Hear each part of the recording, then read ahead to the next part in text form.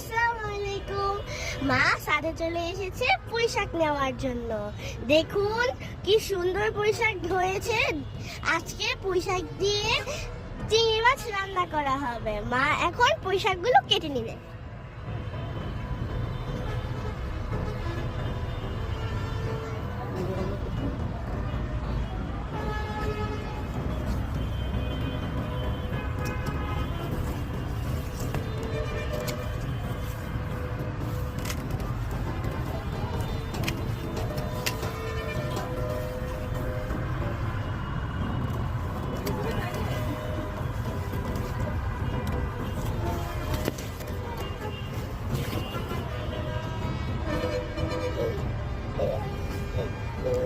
শাক কাটা হয়ে গিয়েছে, এখন আমরা কেটে বেছে ধুয়ে নিব।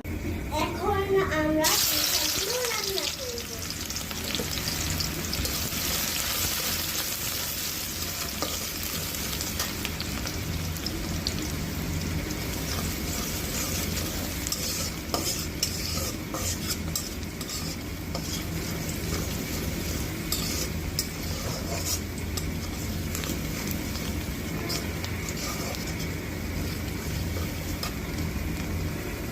এখন আমরা রসুন বাটা দিয়ে দিচ্ছি, সাথে একটু মাছের মশলা দিয়ে দিচ্ছি।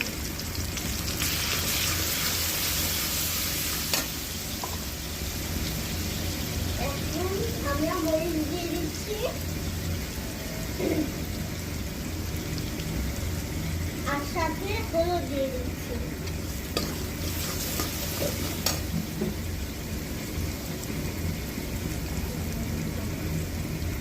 এখন আমরা পরিমাণ মতো লবণ দিয়ে দিচ্ছি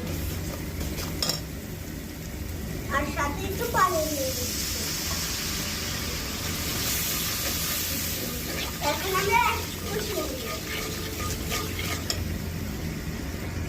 এখন আমরা পুঁই শাকের ডাঁটাগুলো দিয়ে দিব। কষানো হয়ে গেলে পুঁই শাকের পাতাগুলো দিয়ে দিব, যেন পুঁই শাকের পাতার রং সবুজ থাকে। এখন পাতাগুলো দিই।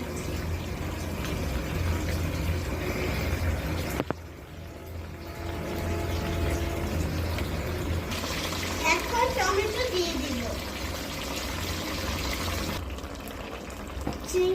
চিংড়ি মাছগুলো ভাজা হয়ে গিয়েছে, চিংড়ি মাছ আর ধনেপাতা দিয়ে দিব।